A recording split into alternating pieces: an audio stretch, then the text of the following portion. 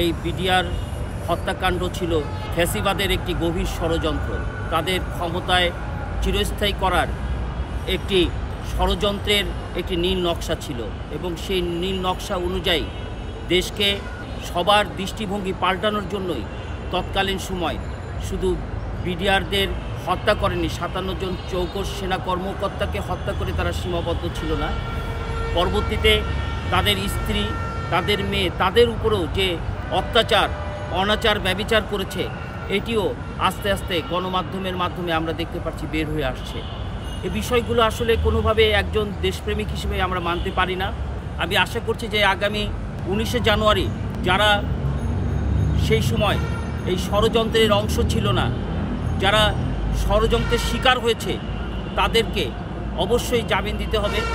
তাদেরকে মুক্ত বাতাসে তাদের জামিন দিয়ে তাদের যে এই এত বছরের যে তাদের জীবন থেকে চলে গেছে, তাদের সম্পূর্ণ ক্ষতিপূরণ আমি দেওয়ার জন্য অন্তর্বর্তী সরকারের কাছে আমি দাবি করছি। পাশাপাশি আরেকটি কথা বলতে চাই, আপনারা জানেন যে বিডিআর ছিল আমাদের এমন একটি স্পন্দন বা একটি নাম, যে মাধ্যমে বর্ডার এলাকা সহ প্রত্যেকটি এলাকায় বিডিআর নাম শুনলেই তৎকালীন সময় কাঁটাতারের বেড়ার ওই প্রান্তে যারা ছিল তারা ভয় পেত। কিন্তু সেই বিডিআরকে তারা বিলুপ্ত করে বর্ডার গার্ডে পরিণত করলো এবং এটিও অত্যন্ত নিন্দনীয়। আমি আশা করব যে বাংলাদেশের এই বিডিআরের ঐতিহ্য ফিরিয়ে এনে আবার এই বর্ডার গার্ড বন্ধ করে বিডিআরকে পুনরায় চালু করতে হবে। বিডিআরের এই সংস্থাকে পুনরায় ফিরিয়ে আনার আমি দাবি জানাচ্ছি। আপনারা জানেন যে কিছুক্ষণ আগে জাতীয় প্রেস ক্লাবে হৃদয় পতাকা 2রা মার্চের 1 যুগ উপলক্ষে আমরা তোফাজ্জল হোসেন মানিক মিয়া হল, আমরা ওখানে হল ভাড়া করেছি। আমরা সেখানেও এই ভিকটিম পরিবারের সদস্যদেরকে আনব।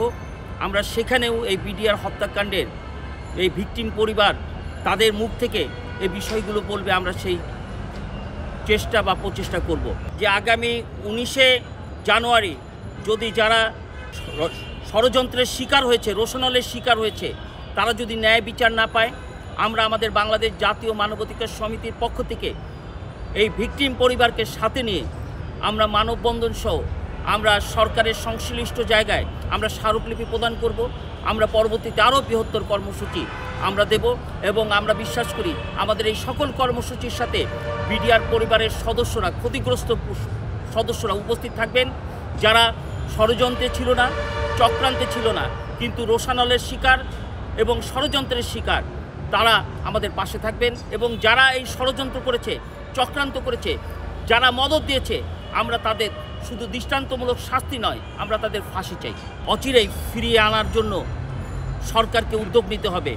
এবং আমরা কদিন আগেও দেখলাম যে আরেকজনকে চিটাগংয়ে ধরে নিয়ে তাকে মেরে ফেলা হয়েছে।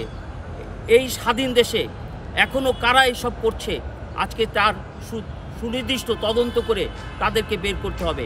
পরিশেষে আবারও বিডিআর হত্যাকাণ্ডের প্রতি এই যারা শহীদ হয়েছে তাদের সকলের প্রতি গভীর শ্রদ্ধা জানিয়ে আজকে আমি বাংলাদেশ জাতীয় মানবাধিকার সমিতির পক্ষ থেকে আমি একটি দাবি করব যে আমরা জাস্টিস চাই, ন্যায় বিচার চাই, মানবতা চাই, মানবিক আচরণ চাই। ধন্যবাদ।